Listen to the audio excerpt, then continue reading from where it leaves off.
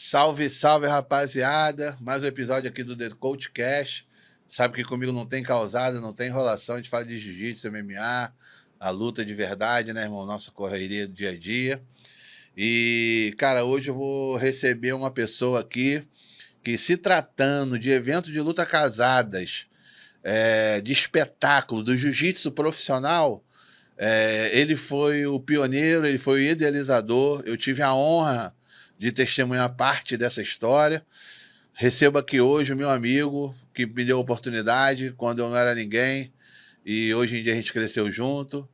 Uma oportunidade muito grande, de coração, estar recebendo ele hoje aqui, Jefferson Maicá. Muito Grande obrigado, Dave, quanta Pô. emoção aqui, cara. Pô, histórias, né? Eu, quando vi que você estava fazendo podcast, eu falei, não, nesse podcast eu tenho que ir, né? Porque, pô, a gente passou tanta coisa junto, né? Você acompanhou lá no início da Copa Pod, lembrando agora que você veio do MMA, né? E a Copa Pod foi praticamente o primeiro evento de jiu-jitsu, eu creio, né? Naquele nível não tinha outro, eu tava na FIFA. E o Dave era bom porque não tinha ruim, né? Ele teve evento que ele não ganhou nada, teve evento que ele ganhou muito, e ele tava junto em qualquer situação, né? Então ele era um cara muito parceiro, assim, e acompanhar a evolução tua, né? Evolução, eu te falei isso já várias vezes, né? Eu vendo a tua evolução a cada... Desde quando você não trabalhava com vídeo, eu não trabalhava com vídeo porque não queria trabalhar, porque não se sentia seguro, e eu vi você cada vez crescendo mais, evoluindo mais, de cara, muito feliz, assim, de ter participado dessa história, né, do início dela, né, e ver como você cresceu, cara. Então aqui agora para falar um pouco aí das nossas histórias, né. Não, eu só te agradeço a oportunidade, né, cara, a credibilidade que você sempre me deu. E, meu irmão, vamos começar falando da Copa Pod de hoje em dia, que eu vejo que você está rodando todo o país. Um dos maiores diferenciais da Copa Pod é a revelação de talentos, né, cara? É mostrar, dar visibilidade para a galera que é talentosa ali. E hoje em dia temos GPs na faixa azul, a gente tem na faixa roxa, na marrom, na preta. Vamos falar sobre a atualidade. Como é que está hoje a Copa Pod? Como é que está a estrutura? O que é a Copa Pod hoje? O formato, tá? Você falou em evento, né? Quando a Copa Pod começou, era um evento, tá? Mas eu já lá, pelos primeiros anos ali da Copa Pod, eu comecei a... Cara, não funciona um evento. Eu digo, não é um evento, porque... o pessoal falava muito em show, né? Show. Eu digo, cara, o show é uma consequência do talento do atleta. Não pode ser o principal, né? Porque não adianta tu ficar fazendo um show lá, porque se fosse para trabalhar com show, eu sempre falo, trabalhava com o Ivete Sangalo, com o Gustavo Lima. Então, o show, ele é uma consequência do talento. Claro que a iluminação, tudo aquilo favorece virar os holofotes pro talento do atleta, né? Mas eu percebi que com o tempo essa coisa foi se perdendo um pouco, né? Era muito foco no show, e às vezes muita performance, muita talk show, que chama, como é que fala? Trash talk. Trash talk. E eu digo, cara, tá se perdendo um pouco a essência da coisa, e a Copa Pod nunca foi isso, né? Quando que tu viu o Leandro Ló fazendo alguma historinha? O que aconteceu com ele naquela época com o Herbert foi verdade, não foi forçado. Então aquilo foi uma realidade que aconteceu. O Herbert desafiou ele mesmo, não foi ensaiado, nem eu esperava por aquilo. Foi tudo. Então sempre foi isso, né? Eu sempre dizia: quem tem que promover o atleta é o promotor. O atleta tem que lutar. O atleta não tem obrigado a fazer curso de teatro para ser bom atleta. E o pessoal confunde muito essas coisas hoje em dia. A função de promover o evento é do promotor. O Leandro lutava e a Copa Pod criava as histórias. Era isso que acontecia. Nunca aconteceu nada diferente disso. E aí eu percebi que estava se perdendo, né? Ao mesmo tempo, os novos talentos não estavam sendo lançados, sempre os mesmos atletas. Teve uma época que eu cheguei a ver, tinha 3 eventos, né, similar à Copa Pod, com o mesmo card. Eu olhava, chegava quando não sabia qual era o outro. Eu digo, não, cara, vamos retomar a nossa essência, porque a nossa essência da Copa Pod nunca foi essencialmente um evento de lutas casadas, né? Porque o que era? Era uma competição com 10 atletas brigando por um título. A luta casada podia acontecer ou não. Você foi testemunha que teve uma época que todo mundo queria ver o Durinho com o Lô na final e não deu. O Gregor Gracie tirou o Durinho da final. Então não é uma luta casada, não estava casada aquela luta. É uma coisa que a história acontece no palco ali, como a gente faz, né? Então, com base nisso, eu resolvi em 2022 criar, né, os campeonatos oficiais da Copa Pódio. Para quê? Para mim ir em loco e captar o talento no início, enxergar ele no seu local, né? Porque muitos atletas são talentos, desistem às vezes porque não têm condições de viajar para vir para um brasileiro, para vir se expor o talento deles fora do país, né? E acabam desistindo, acabam ficando até a faixa roxa, aí vão trabalhar, começam a trabalhar com outras coisas e é um talento desperdiçado, né?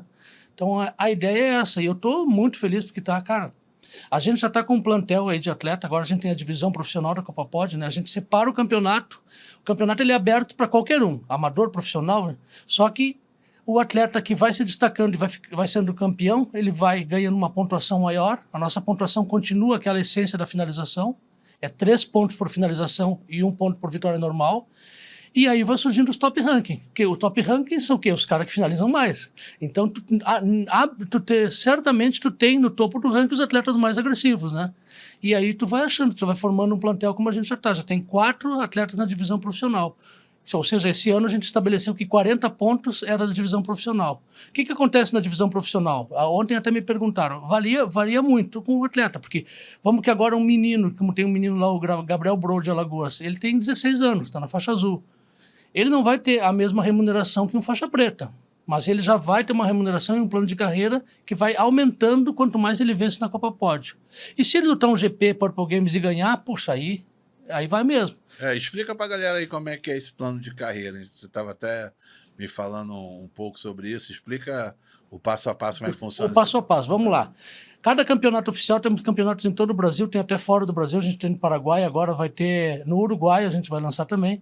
Os atletas vão lutando, né? Se inscreve o número de atletas normal lá. E a gente se criou essa divisão profissional para quê? Para não criar uma premiação que possa cair na mão de um atleta que não é profissional. Isso pode acontecer. Porque o atleta está ali se divertindo, ele tem a profissão dele, ele ganha dinheiro, ele vive de outra profissão e o jiu-jitsu é hobby para ele. Aí tu bota uma premiação genérica ali no final, pode ser que não seja um profissional que ganha, né? Então a gente criou essa divisão para garantir que os profissionais realmente ganhem, sejam remunerados, né? Então o que difere um evento profissional de um amador, eu digo, não é a premiação. Premiação, tu pode ter um evento amador com premiação de dinheiro. Se tu tem um plano de carreira para os atletas, uma oportunidade de crescimento. E é isso que a gente está dando ali com a divisão profissional. Ou seja, o atleta que atinge 40 pontos e ele começa a receber uma premiação, ele já tem um contrato, e essa premiação vai aumentando a cada evento que ele ganha. Vamos que ele lutou o alagoano, foi campeão, e é divisão profissional. Ganhou um valor, lá, vamos botar, o valor é R$1.000, tá?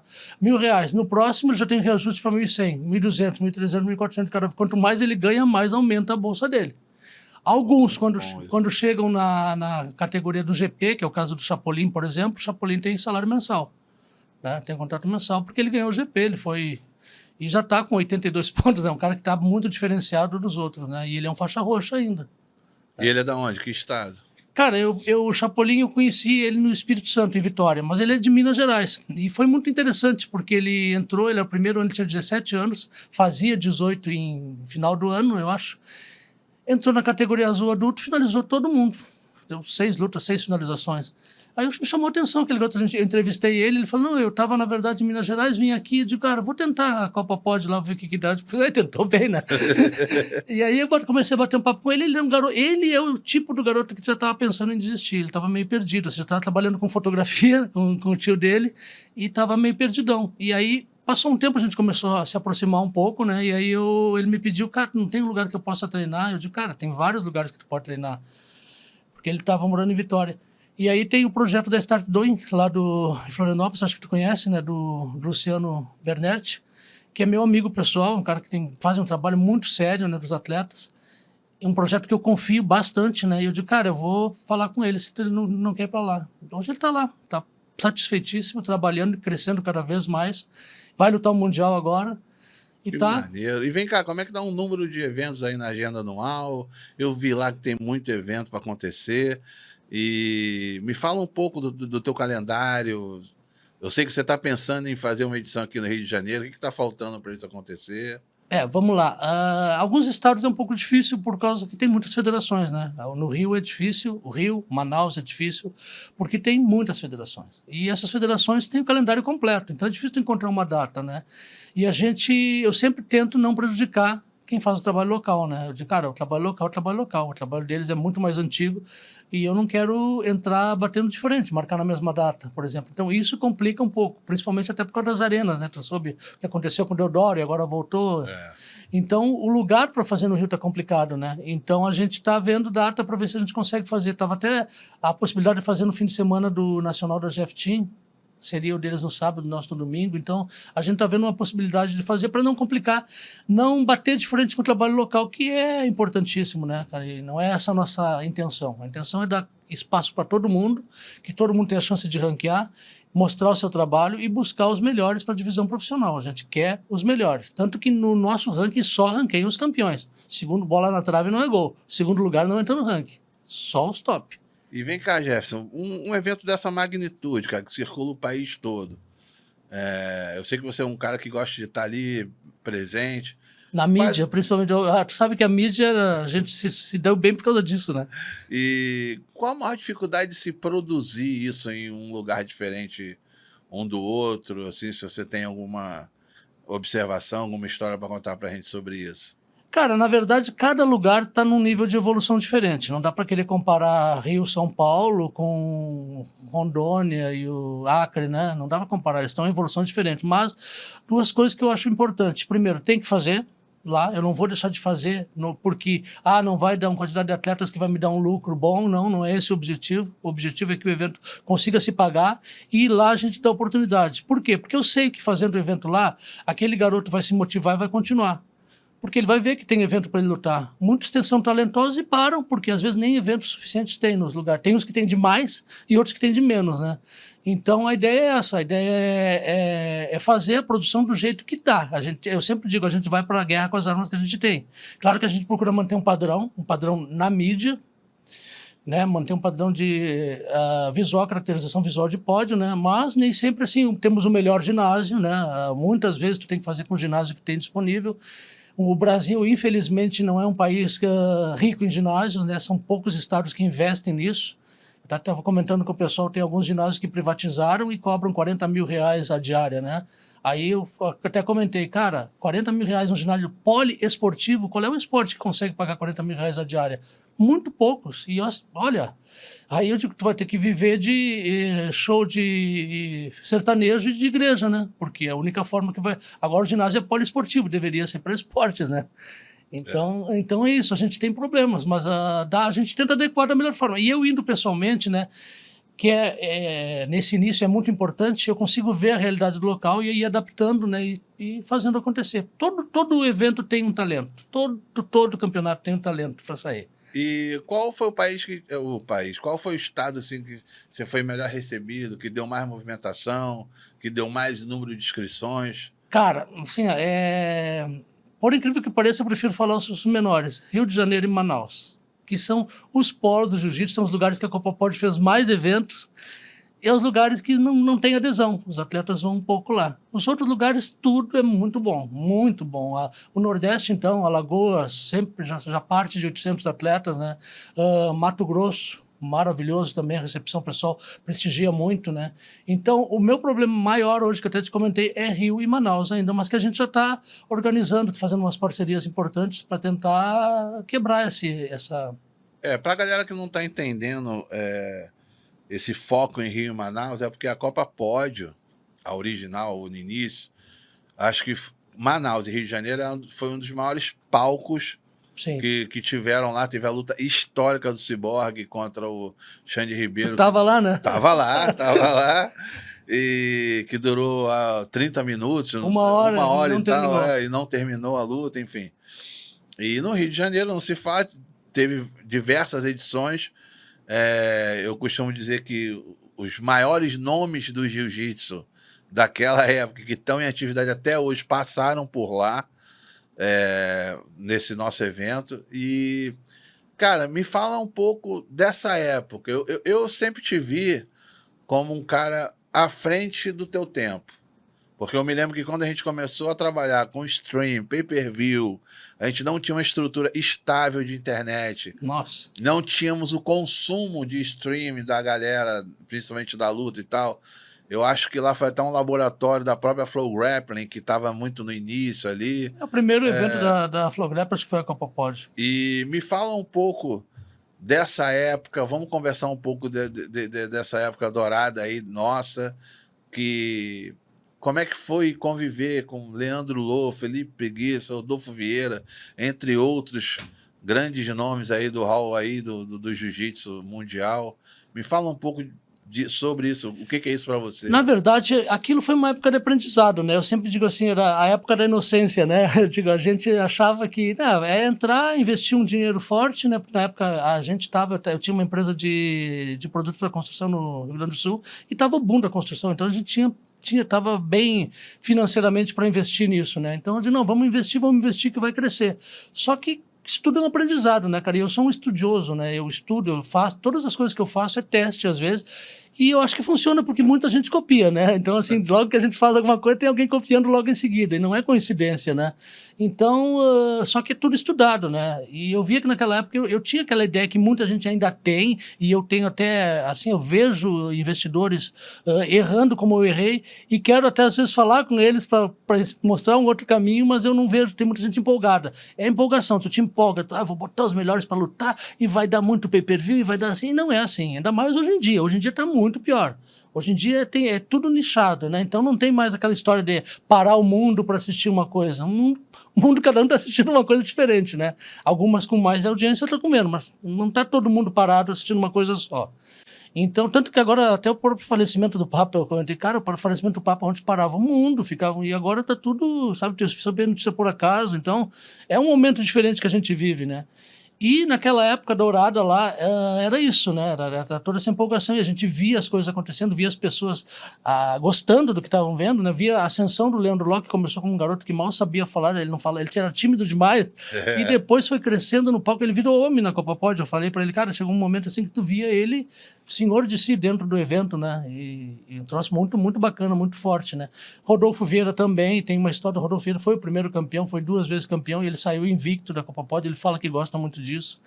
E, enfim, a gente passou por vários momentos de ajuste, né, do trabalho. E continua, a Copa Pod continua com a mesma proposta, só que a gente vai fazer GPs de todas as graduações, né? Vai ter o GP de preta ainda, que vai voltar agora já com o GP dos médios, mas a gente está resgatando nos campeonatos, né? Porque eu me lembro que tinha muita gente questionava isso, que na época da Copa Pod, no início, eram-se convidados os atletas, né, para participar do evento. E hoje em dia, com o campeonato, o cara ranqueado ali, o cara vai ter a oportunidade de participar disso. Me conta aí, se eu sou um atleta, o que eu devo fazer para abrir as portas para tentar a oportunidade? Só lutar. Eu até falo pro pessoal assim, hoje em dia tem muito campeonato, muita organização fazendo bons trabalhos, muito organizadas, tem campeonatos maravilhosos, entendeu?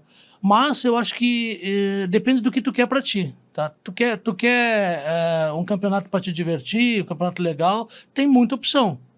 Eu sempre digo, cara, olha o projeto do campeonato, o que ele tem para te oferecer, não em dinheiro, dinheiro todo mundo está pagando, R$1.000 no absoluto, 2.000, 10.000, 100.000 no absoluto, tudo bem, mas aí tu ganha, pega, bota o dinheiro, vai embora para casa e segue a tua vida. Sabe, sem ter um plano de carreira, vai gastar o dinheiro, vai ter que, entendeu? Então, tenta ver o plano da organização para ti, né? Então, acho que isso é bem importante. Mas, é o que eu sempre digo, é importante ter opção para todo mundo, e é o que mais tem hoje em dia, né? Mas eu queria voltar para falar um pouquinho dos nossos eventos antigos, que acabou que a gente começou a falar, né? Cara, foi uma época dourada, né? Você viveu boa parte dela, né? Então, assim, só se falava em Copa Pod. Então, quando foi pro combate, eu lembro uma vez que eu estava almoçando com o Leandro, acho que em São Paulo, em algum lugar, e veio um cara e falou, tu que é o Leandro Lo? E ele, sim, sou eu. Pois é, cara, eu te acompanho, não sei. Cara, eu fiquei assim, cara, a gente está alcançando, as pessoas na rua estão conhecendo ele por causa da Copa Pod, né? Porque era o que chegava, né, para o grande público, digamos assim, né? Então eu comecei a ter consciência disso, né, de que a gente estava chegando, tendo um alcance muito alto. Depois teve uma época no combate também. E é isso, a gente teve momentos épicos, né, da Argentina, que tu acompanhou. Esse dia foi demais. Fala um pouco desse evento aí, do que a gente passou lá. Cara, o Dave, assim, foi um cara bem importante para mim na Argentina. Eu nunca vou esquecer o dia que tava... Porque eu cheguei na terça-feira na Argentina e o evento era no sábado, né? Eu cheguei na terça-feira e fui comunicado que o ginásio, que era o ginásio do Clube São Lourenço, tinha cancelado o evento porque não ia ser inaugurado com um evento que não fosse de futebol. Porque o ginásio era novo, né? E a gente pagou, já tinha até pago a locação para poder garantir, e houve uma política da diretoria do clube que não queria, que achava o cúmulo, né, o evento ser estreado com um esporte que não era o futebol. E aí simplesmente nos devolveram o dinheiro e mandou a gente se virar. Foi bem assim. E aí não tinha lugar para se fazer, se correndo atrás todo dia, os lutadores chegando no hotel, porque nós todos estávamos no mesmo hotel, os lutadores chegando, alguns perdendo 13 quilos, que eu acho que era o Max Gimenez, 13 quilos para poder lutar, o Trans também perdendo peso, e eu, cara, o que eu vou dizer para eles? Eu tentando me segurar, né, olhando para eles, parecia que estava tudo bem, né? E tentando, e aí nós ia pro quarto e o Dave, cara, vai dar certo. E aí a equipe correndo a cidade toda para tentar achar local, tentaram montar num local, chegamos a montar num clube lá e a torcida organizada do clube nos dispensou, os caras muito doidos, né? Disseram, não, vocês não vão fazer, vocês fecharam com a torcida organizada não manda nada aqui. Cara, na Argentina, um país que não é o nosso, né? E aí a gente voltou pro hotel e aí o pessoal continuava procurando, né? E aí eu lembro também um dia que eu cheguei, que o Leandro chegou, estava no quarto, na recepção do hotel, era meia-noite, o Leandro chegou, ele e o Diego Borges. O que está acontecendo, Jefferson? Ele falou para mim, né? Eu digo, não está acontecendo nada, cara. Eu te conheço, eu sei que está acontecendo alguma coisa. Eu digo, cara, aí eu falei para eles, eu digo, cara, a gente está atrás do ginásio. Aí eles me tranquilizaram, né? Eles disseram, cara, não te preocupa, nós vamos lutar. Se tiver que lutar no chão do hotel, nós vamos lutar no chão do hotel. Então, o evento vai sair. E aí eu fiquei mais tranquilo, né? Mas aí, naquele mesma noite, chegou o telefonema do pessoal que eles tinham achado... Isso era quinta-feira. Eles tinham achado um teatro, né? Só que nesse teatro estava acontecendo uma balada. E eles tinham que esperar a balada para montar. Detalhe, sexta-feira terminava a balada, às 2h da manhã. Por isso que eu falo pro pessoal, olha, não tem frescura, cara. Quando a gente quer um negócio, a gente faz. 2h da manhã... O pessoal saiu a balada, o pessoal assumiu a montagem, meio-dia estava tudo montado, tá? Um troço que normalmente leva 2 dias inteiro. E, claro, era um teatro, tinha uma estrutura mais enxuta, né? E aí saiu aquelas imagens que saiu pro mundo todo, né? Da final do Herbert com o Louco, que parece que foi até programado para ser naquele local, mas não foi. Era para ser no ginásio do Clube São Lourenço. E você estava lá. Da fila, e eu lembro que eu digo, Dave, o que nós vamos fazer? Eu não tenho que fazer. Como é que eu vou dizer para os atletas que estão perdendo peso? Olha, pessoal, não vai ter o evento. Eu digo, não, dá aqui um abraço, você falou. Ele deu um abraço, porque era só o que você podia fazer. Você também não podia fazer muita coisa, né? Então foi muito legal, cara. E acabou dando certo, né? Eu me lembro, eu praticamente montei a pesagem no hotel sozinho, porque todo mundo estava no ginásio correndo atrás. Enfim. E a pesagem tinha que sair. A pesagem saindo ainda não tinha o local ainda. Estavam lá perdendo peso, velho. Meu Deus do céu, meu irmão, que loucura. E deu, cara. Hoje eu olho as imagens assim, eu acho que eu, talvez, se não melhor, um dos melhores da Copa Pod, assim, né? Que saiu como resultado final todo, assim, né? O Nicolas Meregali apareceu ali também, né? Era revelação na faixa marrom naquela época. Então foi muito legal. Mas tem vários outros, né, cara? Assim, eu acho que o do Rodolfo, que ele foi campeão a primeira vez, foi muito bom. O do Travis Stevens, né? Aquele judoca que deu a queda no Preguiça, né? Preguiça inventou de trocar de pé com o campeão olímpico de judô. E ele já estava perdendo de 10-0 pro Preguiça, eu acho, né? Aí ele falou, desculpa, amigo, eu tô perdendo, eu preciso fazer qualquer coisa. E deu uma queda lindíssima no Preguiça, que acho que até hoje ele deve lembrar, né? E eu me lembro de Manaus também, cara. Me fala um pouco dessa edição. Aquela edição lá... Foram 2 em Manaus, né? A gente fez uma essa que você foi, e a outra que o Eric Muniz foi campeão. Foi o primeiro faixa marrom campeão da Copa Pod, em 2019. Esse foi o que o Mika lutou contra faixa... Ele era azul. Contra o Russo. Ele era faixa azul e lutou contra faixa preta. Não, ele lutou com faixa preta num evento em São Paulo, aqui que a gente fez, um evento de crianças, e a luta especial era do faixa azul com preto. Aí, ele, lá em Manaus, ele perdeu pro Russo, porque ninguém queria lutar, nem faixa preta queria lutar no Brasil. Queria o Russo, meu irmão. Eu não se encontrava faixa preta no Brasil que quisesse lutar com o Mika mais, né? Ninguém queria. Aí a gente disse, te importa que seja russo? Eu digo, não. E aí o Russo, cara, eu não me importo de lutar com faixa azul aqui, no nosso país todo mundo luta com todo mundo. Eu vou e luto. E aí aconteceu, deu o sorteio, né? Eram 3 rounds, um de kimono, sem kimono. No sorteio deu azar, que acabou saindo sem kimono na primeira luta. Aí finalizou, terminou, né? O pessoal até hoje reclama que queria ter visto a luta de kimono, mas era a regra, né? Era ter qualquer round que finalização terminava, né? Então, esse foi o de Manaus. O primeiro foi o que o DJ Jackson ganhou, né? Foi o primeiro americano que ganhou o evento, que tu tava lá. A luta do Cyborg também. Aí teve Felipe Anderson, já estava na faixa marrom, foi segundo colocado. Braguinha foi terceiro colocado. Eu me lembro que você montou uma estrutura para as crianças nesse evento. Surreal. O Cold lá, o Coabate. Era moleque, irmão. Faixa amarelinha ainda, laranja, não me lembro direito.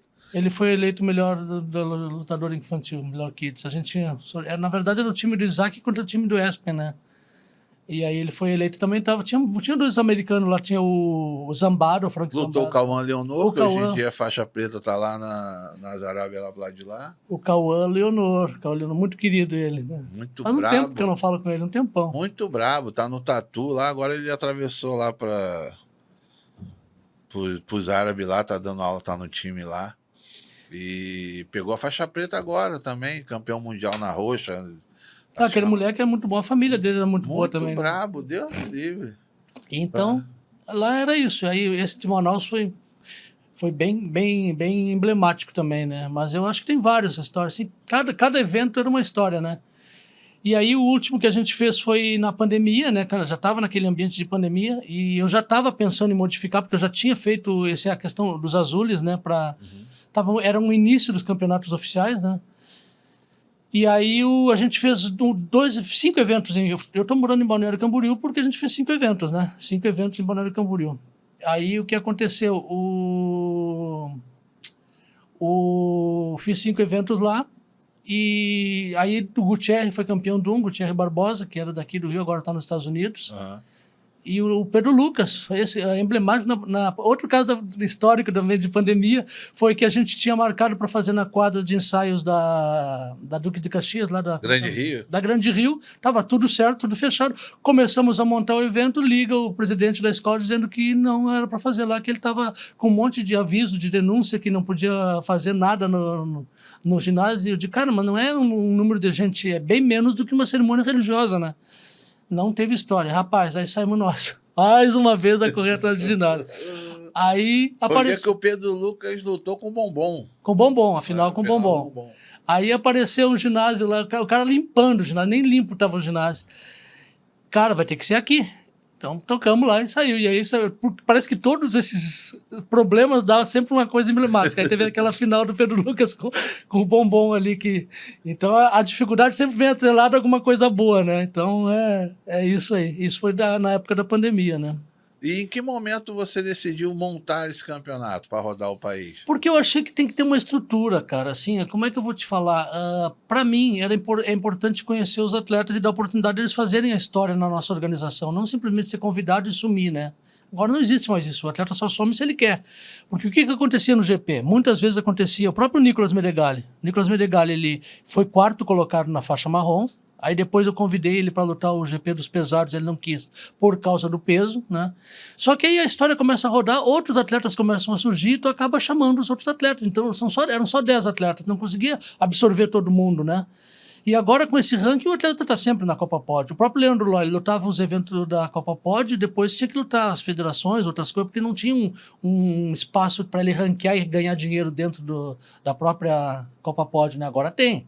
O atleta pode perder um GP, mas se ele continuar no ranking, ele vai entrar de novo. Por direito, não vai ter que esperar convite, entendeu? Então tá tudo na mão do atleta agora. O pessoal depende dele. O pessoal diz, me chama. Eu digo, não, cara, tu que tem que te chamar. Vai lá e ganha o campeonato, mostra, vamos pra guerra, né? Não tem mais convite agora tá tudo nas tuas mãos, entendeu? Então o cara pode perder, voltar. E tem isso é um detalhe bem importante, o nosso ranking ele é acumulativo. Ou seja, o menininho começou lá na faixa laranja, ele ganhou-se 3 pontinhos, 4 pontinhos.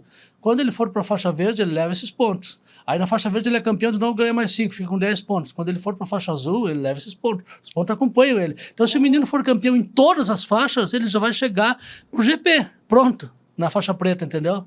Porque a gente entende que, cara, tu não pode simplesmente porque o cara foi graduado, tu esquecer o passado dele na organização, né? Não tem. Então, Zerar tudo. Não, tem a história dele, tem que continuar. Então, claro, a cada ano a gente vai rever os pontos da divisão profissional. Esse ano é 40, o ano que vem pode ser que seja um pouco mais.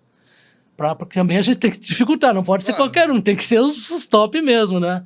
Mas o atleta que continuar e tiver persistência e ganhar sempre, ele vai chegar, tá? E já tem calendário de GP? Como é que tá isso? Cara, em Campina Grande, eu tô fechando a data, vai ter o Iron Brown Belt, tá? E a Copa Pod Submission, a gente já fez também, acho que eu não cheguei a te comentar isso, sem kimono, a gente já fez uma edição, vai fazer a segunda em Brasília. E o GP de Preta também está para sair, aí eu estou vendo se vai ser no Mato Grosso. Como agora a gente tem contato com todos os estados, então facilitou bastante também isso, né? Porque agora tu tem opções de fazer. E a gente tem que fazer, na maioria das vezes, sem apoio, né, Dave? Então, assim, tu tem que fazer nos lugares que tu tem um mínimo de apoio para conseguir fazer a estrutura, pelo menos, né? A gente não depende de apoio público, né? Porque eu penso assim, tem que ter um calendário. Tu não pode esperar, vou esperar o governo liberar para mim fazer o meu calendário. Não. Esporte é esporte. O atleta tem que saber o calendário que ele vai lutar, né? Então, tu tem que estar preparado para isso, né? Eu sei que muita gente trabalha com verba de governo e aí não lança calendário enquanto não tem a liberação. E aí o atleta não consegue se programar, né? Porque aí o evento pode ser em maio, pode ser em junho, pode ser... Entendeu? Então é complicado. Claro que é muito importante o apoio do governo, a gente tem em vários lugares o apoio, mas eles apoiam com o que podem na data que dá. E a gente também não exige assim, meu Deus, não vou levar o evento para isso se tu não me der não sei quantos mil. Não é esse o objetivo. O objetivo é que a gente crie uma estrutura organizacional que se pague, que se consiga se manter e consiga pagar os atletas, né? Essa que é a questão. Sem depender de apoio. Tendo apoio, melhor. Não tendo, também vai. Por falar em apoio, rapaziada, deixa eu anunciar aí, joga aí o QR Code na tela da Tauron, que é o que patrocina a gente aqui. Rubinho. Grande Rubinho. Isso é gente boa demais. Grande Rubinho. Grande apoiador do esporte. Me ajuda muito, me uniformizando nos campeonatos, enfim. Rubinho, muito obrigado sempre pelo apoio. Galera, tem um QR Code aqui na tela aí, em algum lugar. Entra lá, tem um desconto. Tem aí o cupom TheCoachCash, entra lá, dá aquela moral. Se você é da escola Carson Gracie, tem uma grande variedade de produtos Carson Gracie. E se você também não for, tem uma variedade enorme de camisas, casacos, bermudas, kimono, faixa, que o Rubinho lá vai te atender com o maior carinho, tá bom? Vai, segue o QR Code, entra no site aí. E é isso aí, rapaziada. Obrigado aí, apoia o esporte sempre. Obrigado, Rubinho. E, Jefferson, voltando aqui, gente, cara, hoje em dia, né, você tá com uma espécie de celeiro ali, né, você tá selecionando os atletas. Quais são os principais nomes hoje da organização? Cara, a gente já tem 4 nomes, né, que são os 4 da divisão profissional que já atingiram os 40 pontos. Porque tu pode atingir os 40 pontos nos campeonatos, né? Talvez é um pouco mais demorado, às vezes tu tem que lutar mais de um para chegar aos 40. Ou tu pode lutar a divisão profissional, né, e ganhar o evento, né? No caso, o Purple Games do ano passado, que juntou 24 lutadores, os melhores dos campeonatos de cada estado, um representando cada estado. O primeiro colocado ganhava 40 pontos, o segundo 30, o terceiro 20 e o quarto 10. Só que o quarto colocado, que era o Zé Botinha, ele já tinha finalizado 9 lutas no campeonato dele. O cara foi ele fez 27 pontos de cara, né? Então, assim, com 10 pontos, ele estava com 37. Só faltavam 3 pontos para a Liga Profissional. Ele lutou o Pantaneiro, fechou os 3 pontos que faltavam e lutou o Mato Grossense, e agora ele já está em terceiro lugar, eu acho. Então, para te falar os nomes, né, que tu me pediu.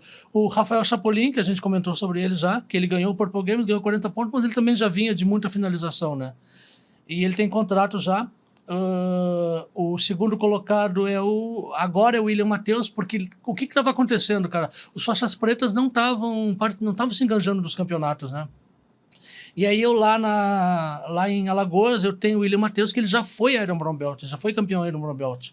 E chegou a lutar, foi o Iron Brown Belt que ele lutou. Então ele tem uma história com a Copa Pódio já. E ele, cara, eu quero que esse cara dá chance para ele de ter a liga, entrar para a liga profissional, né? Porque ele tem credenciamento para o GP, qualquer um ranqueado, independente dos pontos, pode ser chamado para o GP, entendeu? Convidado, né? Mas para começar a receber dinheiro mesmo, tem que estar na divisão profissional, né? Então, aí eu lancei um desafio de, cara, o faixa preta que bater o William Matheus, em Alagoas, ele vai entrar direto para a Liga Profissional da Copa Pod. Segura, meu irmão, tá maluco. Cara, parou, Star. Aí ele entrou, ele lutou com 14 atletas e, cara, ele é muito bom. Eu me lembro, se eu não me engano, o primeiro campeão do Iron Brown Belt foi o Kainan, né? É. Tu tava lá também, eu acho. Foi aqui na Casa de Espanha ali. É. Né? Foi o Kainan, depois teve o Pedro Machado, foi campeão também. Isso aqui é pra galera se ligar nos nomes, né? Nos grandes nomes que passaram por lá. E pra galera entender a dimensão do que é a Copa Pódio. O pessoal não lembra agora, porque agora a gente tá um pouco focado no campeonato. A gente tá formando o nosso cast, na verdade, agora, né? Porque antigamente tinha aquela coisa dos convites. A gente não precisava formar. E agora a gente conseguiu algo, né, pra gente selecionar ali algo criterioso que só depende do atleta. Cara, né, e é muito bom, assim, porque tu vai em lugares assim, cara, Master. Tu vê o que tem de Master bom. A gente vai fazer um GP de Master, né? De cada estado. Fala sobre isso aí. Porque, cara, tu vai nos estados, tu vê o Master, é um show, cara. É muito, muito bom, cara, que eu nunca tinha ouvido falar. E é bom demais. Então, esse projeto já tá desde o ano passado. A ideia é fazer que nem Purple Games. Vai ter um representante de cada estado no Master, entendeu? Até eu já tinha até convidado aqui, né? Porque como o Pé de Chumbo já é ranqueado, já foi finalista dos GPs anteriores, ele não precisa necessariamente estar ranqueado para ser chamado. Isso está no regulamento. Atleta que ficou entre os 4 nos GPs, ele não precisa ter ranking para lutar. Aí eu convidei o Pé de Chumbo para representar o Rio de Janeiro, ele já está até convidado, ele tá me cobrando toda hora, quando é que vai sair? O Pé de Chumbo ia ser o representante do Rio de Janeiro nesse GP Master, né? Então, estamos na luta aí, tá? Pé de Chumbo é muito bravo, tá maluco. Pô, ele com 39 anos, ele ficou em quarto, deu um sufoco nas galotadas lá no GP dos leves. E ele foi um cara que lutou os 3 GP, o leve, médio e pesado. Ele, o Leandro, são poucos que fizeram isso. O Diego Borges, poucos atletas conseguiram lutar os 3 GP, médio, leve e pesado. E o Pé de Chumbo foi um deles. E dessas finais aí, dessa época, qual que você se lembra? Qual que te marcou, assim? Cara, do Lô e do Herbert não tem como não falar, né? Porque foi o próprio Herbert com aquele jeito dele, né, cara? Ele desafiou o Leandro Lô no meio do ginásio, num evento lá assim, do nada. Do nada. O que o Leandro falou, o cara me fala de mim, o cara me desafia, eu nem sabia que ele me odiava assim, né? E depois até ficaram amigos, parece, teve tempo, depois se separaram de novo, enfim. Aquela não tem como falar, né? Aquela mas eu tenho algumas, assim, que eu gosto muito. A do Pedro Lucas, que eu acho assim, que foi... Não se esperava aquilo ali, né? Acho que por ser faixa preta, por ser um cara duro também, o Bombom acho que era a favorito ali. E a do Honório com o Preguiça também, porque o Honório já tinha ganhado do Preguiça, né? E aí foi para a final, já na expectativa de ganhar, e o Preguiça finalizou o Honório, essa você acompanhou também. Então tem várias assim que dá para contar, deixa eu lembrar. Rodolfo Vieira e Leandro Lô. Acho que essa é a grande final da Copa Pódio, né? De todos os tempos, assim. Rodolfo Vieira e Leandro Lô. Acho que nunca aconteceu em lugar nenhum mais essa luta, né? Foi só na Copa Pódio. Porque as outras, sim, o Leandro Lô e o Preguiça se enfrentaram em outras organizações aí, então, mas o Lô e o Rodolfo foi só na Copa Pódio, né? Quem viu, quem não viu. Como é que era o teu relacionamento com ele? Eu me lembro que a gente tinha uma amizade muito boa ali, muito estreita. Essa fatalidade que veio acontecer, né, cara? Rapaz, isso aí foi... Me pegou, tava em Balneário Camboriú tomando café quando eu abro a internet. Aí primeiro eu recebi... Lembra da Rafa, né? Rafa Camacho, que fazia vídeo também. Ela mandou, isso é verdade? Ela me mandou o link, eu disse, como assim isso é verdade? Cara, aí eu disse, pra quem que eu vou perguntar? E lembrei do Vitor Freitas, mandei mensagem pra ele, cara, é verdade que tá rolando? Não, é verdade o que aconteceu, Leandro. Faleceu, mataram ele numa balada aí. Cara, eu fiquei transtornado, eu me lembro que chovia em Balneário Camboriú, cara, não sabia o que fazia, aí eu me lembro que eu fiquei andando na chuva até voltar pra casa, né? Pensando assim tudo, né? Sem saber meio o que fazer, sem ter assimilado aquilo, né? Porque a gente estava, desde que ele parou de lutar com a Copa Pódio, a gente já estava um bom tempo sem se falar pessoalmente, né? A gente falou uma vez pessoalmente, mas a gente já estava se falando por WhatsApp. Até eu já tinha comentado que eu iria a São Paulo para a gente marcar de conversar, né? E não esperava assim que não ia ter chance de falar com ele de novo, né? Então foi um troço bem bem pesado, né? Acho que quem gostava dele foi bem pesado. Ele foi uma grande estrela ali, né? E eu tinha, cara, nosso relacionamento era assim, era absoluta confiança, né? Absoluta confiança que eu tinha, né? E tanto que assim, cara, isso é uma coisa que eu acho que pouca gente sabe, né? Às vezes ele estava lá em Nova York, ele foi treinar com o Murilo, ele me ligou, cara, eu quero ir embora, não consigo ficar aqui treinando, tu consegue me pagar passagem? Eu trazia ele de volta. Cada vez que ele ia trocar de categoria, ele me ligava para perguntar o que eu achava, entendeu? Eu quero lutar de meio pesado agora, o que tu acha, sabe? Então, tinha uma vez que estavam os patrocinadores, quando ele estava no auge, cara, teve uma briga de patrocinador dele no Mundial, queriam assinar, era Venom querendo assinar, era Kings querendo assinar, todo mundo querendo assinar, e ele me ligou, cara, não sei o que eu faço, o cara tá vindo aqui no hotel para assinar, mas a Kings também quer dar. Eu digo, Leandro, tu foi para lutar Mundial, luta de kimono branco, tu não vai fechar contrato nenhum agora. Fecha depois, luta de kimono branco. Os caras já queriam que ele lutasse com kimono ali, entendeu? Aí ele acabou fechando o contrato lá, e na pressão. Então tudo vinha assim, tinha um relacionamento bom. Isso ficou um pouco abalado no momento que eu vi que ele estava porque eu não acompanhava os campeonatos, ele ia sozinho, né? E, claro, tem sempre gente, eu sempre dizia, uma vez eu falei pra ele, cara, assim como tem gente que gosta de ti, que fica botando pilha de ti contra mim, tem gente que gosta de mim e que também fica botando pilha. Ele não deveria ter agido assim, não deveria. O fato é que tinha uma relação de confiança forte e ele tinha um contrato de exclusividade, só que a gente ficou 6 meses sem assinar o contrato. Ele continuava pagando e não tinha assinado o contrato. Nessa brecha entraram, né, e levaram ele para lutar, já estavam planejando, né. E eu fiquei um pouco chocado. A gente conversou numa boa, tranquilo. Até já estava começando dele voltar a lutar, né, na Copa Pod. Ele, não, na Copa Pod eu vou lutar sempre, ele falou, né. Mas depois eu fiquei, cara, ele estava fazendo tudo sem me falar. Que tinha alguma coisa errada, ele tinha que ter me falado, né. Mas, cara, são coisas da vida, né? Ninguém sabe o momento de cada um. Eu também agi errado com ele em algumas coisas, né? Ele também agiu. A gente não sabe, né, cara? Relacionamento, a gente quer ser o melhor e às vezes a gente não faz o melhor, né? Mas aí, depois de um tempo, eu já estava chamando ele para falar. A gente já estava conversando por WhatsApp, já estava, sabe, estava tudo legal para a gente se encontrar. Porque eu sabia, dificilmente ele voltaria para a Copa Pod, mas eu gostava dele, né? O fato é que eu gostava dele, né? E ficava feliz de ver que ele estava bem, né? Então, acho que é isso aí. E naquela época a gente estava conversando, né, cara? E a gente acabou trocando de assunto, que eu sempre te achei um cara visionário, e naquela época a gente não tinha tanto consumo de streamer e tal. Me fala um episódio aí que você deixou de ganhar, ou que isso deu problema. Qual foi o teu maior obstáculo para a Copa Pod emplacar online ali, que a gente tinha essa demorou coisa, um pouquinho, né? Depois que acho que nas últimas edições só que já estava rodando bem, né? Mas assim mesmo não era o que é hoje, né? A facilidade que se tem hoje, né? Cara, na época, cara, tu é imaturo, né? Eu era o quê? 20 anos mais novo, né? E eu era muito, como é que eu vou te dizer? Muito emocional, né? Muito emotivo. Ainda sou, mas é controlado agora, né? Então, é difícil, eu não vou deixar de fazer uma coisa porque tenho dificuldade de fazer, ou porque deu um problema. Deu um problema, eu olho, deu problema, segue, vamos fazer do jeito que dá. Naquela época dava um problema, eu ficava doido, né? Cara, eu era muito perfeccionista, eu queria fazer tudo perfeito, tudo certinho. Isso hoje eu já percebi que se tu quer fazer uma coisa grande, cara, muita coisa tu vai ter que deixar passar. Muita coisa tu vai ter que deixar passar, porque nem sempre tu vai conseguir fazer tudo 100% como tu quer. Entendeu? Então, e eu não era assim, cara, tinha que ser tudo, sabe, e eu estourava, né, nessa questão do... Então, a maior dificuldade que eu vi, que eu acho que eu lembro, assim, é o evento do Preguiça, o evento que foi que caiu a luz, e aí eu descobri que o cara não tinha levado o gerador, me cobrou um gerador e não levou o gerador reserva. Foi no Tijuca. No Tijuca. Rapaz, eu corria, eu não sabia o que fazer, entendeu? Eu não via aquele evento, já tinha perdido uma luta, porque a luta do Clark Grace, se não fosse a Globo ter gravado pro combate, eu não teria aquela luta, porque simplesmente os caras não estavam filmando, né? Não tinha energia.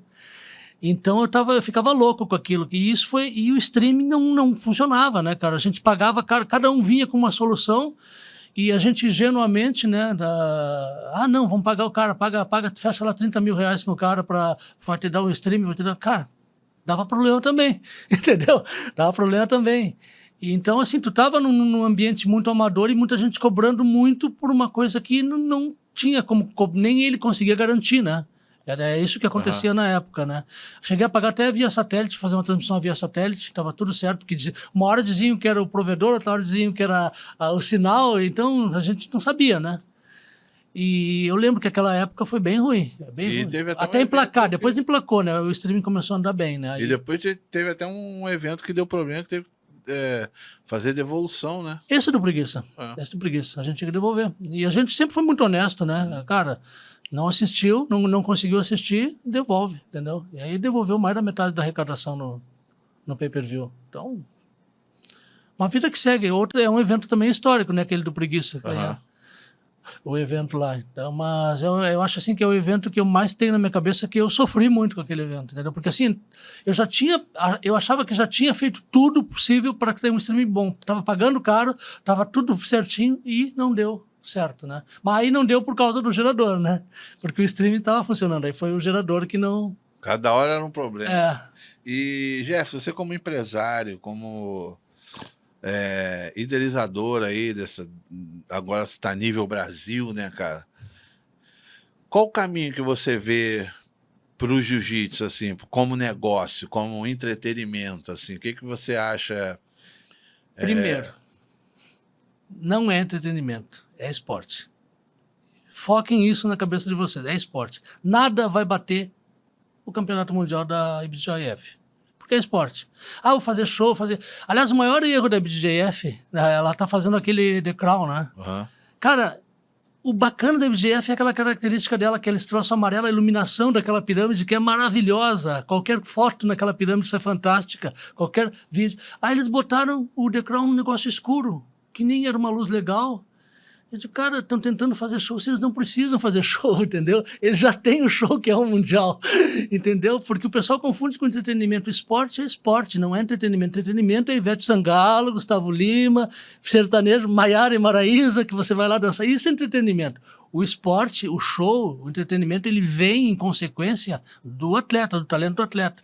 Uma partida de futebol, quem dá o show é a torcida. Mas por quê? Porque ela vai assistir o futebol. E aí o talento do atleta é que se sobressai, que faz aquilo virar um espetáculo. Então, esporte é esporte, entretenimento é entretenimento. O show é uma consequência do talento dos atletas. Acho que isso muita gente está se confundindo com isso, porque elas estão perdendo até a mão com o que eles oferecem. Ah, botam um show demais. Tem que ter show, tem que ter uma estrutura bacana, tem que ter luz bacana para o atleta se ressaltar, mas o esporte em primeiro lugar. Supera o esporte. O esporte em primeiro lugar, né? Não vai forçar ali botar teatro e coisas assim, né? Acho que é isso. Não é entretenimento, na minha opinião, né? Sim, não. Tu não vai assistir um futebol para te entreter, né? Tu vai para torcer pro teu time. Claro. E eu me lembro que a gente sempre trabalhou muito, a gente sempre conversa muito sobre mídia. Sim. Né? Tu sabe que o que me diferencia dos outros organizadores de eventos é justamente isso. Eu tô trabalhando sempre com os fotógrafos e com os videomakers, né? E qual a importância disso dentro de uma organização? Qual a necessidade? Que hoje em dia eu vejo isso, que muitos não entenderam ainda não a necessidade. Fala um pouquinho sobre isso. O que você acha importante? O que isso te traz de retorno?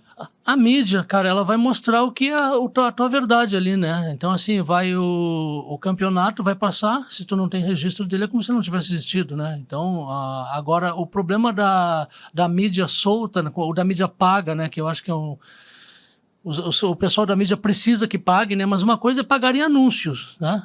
Pagar um anúncio, né? E o cara tá ali anunciando no teu canal de mídia.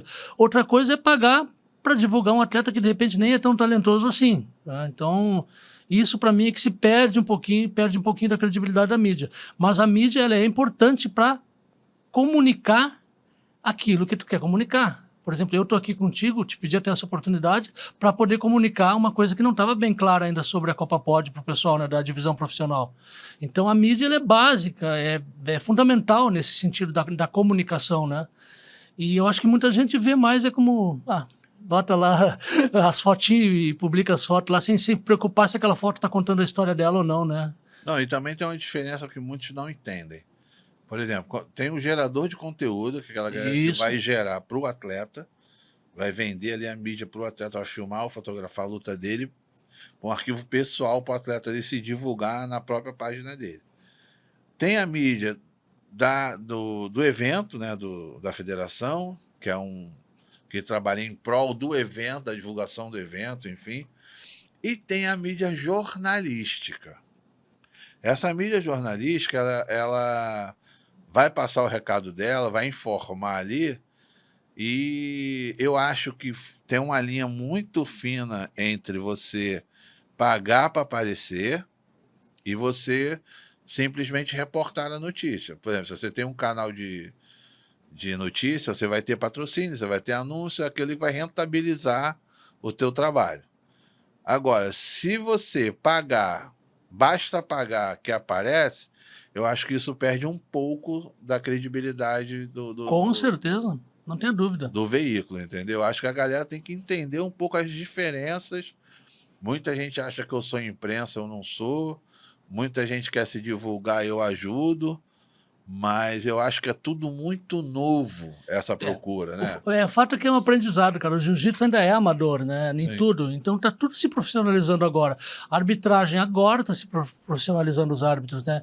Em breve eu acredito que a gente vai ter até assim, olha, professor é professor, não compete, porque acontece muito professor. Árbitro é árbitro, não compete, porque a função dele é ser árbitro. Diretor de federação não pode ter equipe, porque ainda tem, e é natural. Por quê? Sim. Porque ele tem a equipe dele. Quem é que vai fazer evento às vezes? É ele que faz. É. Mas vai chegar um momento que não vai ter isso, que vai ser bem, porque é isso que vai profissionalizar cada um fazendo bem feita a sua função. Líder de equipe vai trabalhar para conseguir marketing para sua equipe, para conseguir patrocínio para sua equipe, não vai se meter a fazer evento, porque fazer por quê? Se tem um monte de evento para isso já, né? Mas isso nesse momento ainda não dá para fazer, porque a pessoa ainda ganha dinheiro fazendo outras coisas, né? Então vai demorar um pouquinho para chegar nesse momento, mas vai chegar, uma hora vai chegar. E da mídia você sabe assim, o que eu sempre digo, cara, a Copa Pod sempre foi muito focada em mídia. A gente gerava conteúdo, foi o primeiro a gerar conteúdo. O conceito de conteúdo teve uma época que era só a Copa Pod Você que chegou fazia. a ter 1 milhão no 1 milhão no Facebook, ainda tem, né? ainda tem. Só que hoje ninguém usa Facebook, né? O pessoal só tem a conta lá, né? E a gente trabalhava com conteúdo, e era esse o grande diferencial da Copa Pódio, né? E o que eu digo, cara, uma coisa é tu ter a mídia da Copa Pódio, valorizando demais um atleta como a gente valorizava o Leandro Lô, mas tinha por que valorizar, né? Ele não estava pagando para valorizar, ele estava lutando e dando show. Então, a nossa mídia promovia ele. E a gente promove os atletas, o pessoal diz, a Copa Pódio fica puxando o saco, dando ibope para esse cara. Por quê? Porque o cara tá ganhando. Então, a nossa mídia é indiscutível, não tem argumentos para o cara receber essa atenção toda, né? Agora, eu vejo assim que algumas mídias tem gente que recebe atenção, tu fica na dúvida, né? Por que tá recebendo tanta atenção daquela mídia, né? Então isso não acho legal. Mas entendo que ainda é o nosso momento que a gente precisa disso. As pessoas precisam viver, né? E Jefferson, aqui eu gosto de fazer uma pergunta da pergunta. Como é que funciona isso? Com todos esses anos de carreira, com todos esses anos idealizando esse projeto Copa Pódio, qual a pergunta que você gostaria que alguém fizesse para você e até hoje não foi feita? O que você gostaria de responder nesse momento? Rapaz! Rapaz. Acho que eu gostaria de perguntar se eu faço a Copa Pódio por dinheiro. E aí, você faz a Copa Pódio por dinheiro? Eu já dei provas que não, né? Agora, graças a Deus, a gente está conseguindo um equilíbrio financeiro muito bom, né? Para poder fortalecer os atletas, né? E a gente faz por dinheiro, mas por dinheiro que seja distribuído para profissionalizar toda a escala, não só eu. Quer dizer, não é um dinheiro só para mim, tipo, um amigo meu falou uma coisa uma vez que eu achei bem legal. Aquele cara lá, um dia ele tá precisando comprar um carro, ele vai fazer um evento. Ele tá querendo comprar, vai fazer um evento. Não é esse o conceito. Claro que eu sou remunerado por isso e acho que mereço essa remuneração e mereço mais até. Assim como os atletas que estão lutando a Copa Pódio merecem a remuneração deles e merecem mais até, entendeu? Mas não é assim a função, poderia fazer por só o dinheiro, se me pagarem para ele lutar. Um problema que eu sempre tive, cara, patrocinadores que se ofereciam para botar atleta e queriam patrocinar, cara, me incomodava demais, demais. Eu não conseguia nem divulgar o cara. Eu podia até aceitar, mas ficava uma coisa muito forçada, né? Eu não faço isso não, mas fiz uma vez só, te confesso. Não vou te dizer quem, mas fiz uma vez só. E não é legal mesmo, sabe? O atleta tem que ter o espaço dele e tem que acontecer, independente de pai forçar, independente de pai pagar, deixa o menino brincar e aparecer, revelar o talento dele, vai acontecer naturalmente. Tem condições de pagar para viajar, ótimo. Agora não fica pagando muita mídia só para, sabe? Não sei, é minha opinião, tá? Eu acho que sufoca muito. E uma pergunta pessoal, cara, o que te levou a criar a Copa Pódio? O que você pensou no jiu-jitsu? O que você pensou no jiu-jitsu? Na verdade, essa história eu já contei algumas vezes, né? A gente estava muito bem financeiramente lá no Sul, né? E economicamente na época da construção, né? E eu não tinha como crescer mais a empresa a não ser montando filiais no Estado. Para montar filiais fora do Estado é uma coisa muito difícil, porque tem que treinar pessoal e tem muito investimento. Então eu resolvi me dedicar ao esporte, que é uma coisa que sempre gostei, né? Aí eu comecei a faculdade de Educação Física, né? E lá na Educação Física eu comecei a buscar nisso. Eu queria trabalhar com o esporte, né? E primeiro apareceu o Karatê. Tanto que a primeira Copa Pod foi uma Copa Pod de Karatê. Eu acho que eu já te contei isso, né? E aí... Só que aí o lado empresarial começou a funcionar também, né? Eu digo, cara, só um pouquinho. Para cada colega que pratica Karatê, eu tenho 20 que pratica Jiu-Jitsu. Isso aqui é uma conta diferente, né? Aí eu comecei a visitar os campeonatos de Jiu-Jitsu. E aí foi que eu digo, cara, mas por que tu tem que esperar todo o final para ver as melhores lutas? Tu tem que esperar 7 horas, 8, 10 horas no ginásio para ver as melhores lutas que ficam só no final. Às vezes, né? Porque às vezes não. E aí eu digo, não, por que a gente não faz um campeonato e só bota já as finais, né? Foi essa ideia, era uma ideia bem simples. Aí um colega meu, que era o Johnny, e tinha o Fábio Polita também, que chegou um dia com uns nomes para mim no bar do colégio, né? Ele sabia que eu tinha condições de bancar o negócio, né?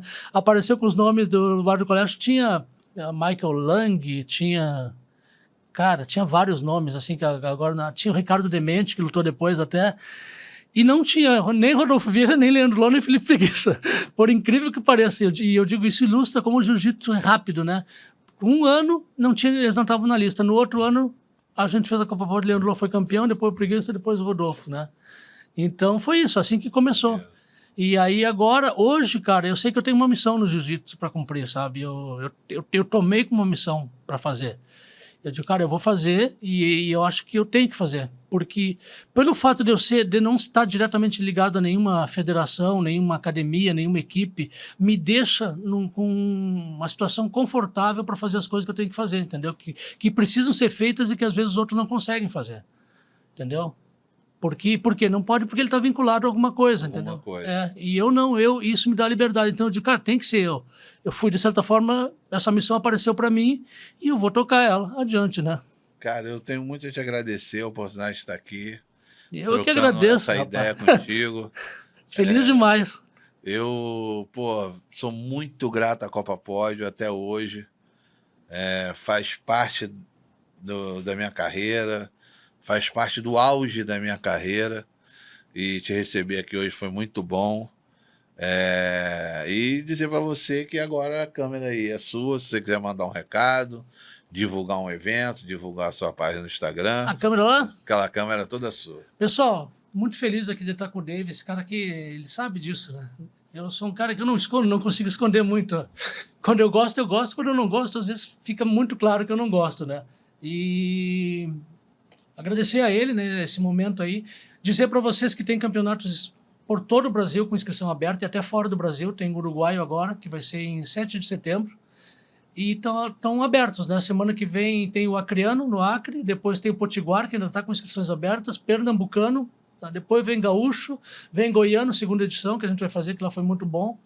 Enfim, tem agora e tem a programação dos campeonatos dos melhores, né? Que é o Iron Brown Belt, que vai sair aí. Então, dúvidas sobre a divisão profissional, eu não quero que fique, tá? Então, assim, todo atleta que começar a lutar e a ranquear, ele vai ter pontuação, pode lutar o GP a qualquer momento. Agora, receber premiação nos campeonatos e premiação que é corrigida a cada conquista, isso só quem atingir 40 pontos esse ano, tá bom? Então, o lutador que pisa na Copa Pódio e ele quer seguir a carreira, ele tem uma oportunidade, tá? Não é uma coisa assim que ele ganha o dinheiro e vai embora para casa lutar outro evento. É isso aí. Valeu, galera. Acompanha a Copa Pódio pelo Instagram. Deixa o direct lá pro Jefferson, que ele vai adorar. Rapaziada, obrigado mais uma vez aí a cada um de vocês que ficou até aqui esse momento. Curta, compartilha. Mesmo que você, meu irmão, não gostou, manda para alguém. Vai lá para ir dar uma olhada, marcar um likezinho aqui. Se inscreva no canal. E mais uma vez, obrigado a Betamax, que nos proporciona o estúdio aqui. Um grande patrocinador, grande parceiro. E obrigado a cada um de vocês aí, mais uma vez. Esse é o nosso 4º episódio. Vida longa ao The Coach Cash aí. Obrigado a cada um aí. Valeu, rapaziada.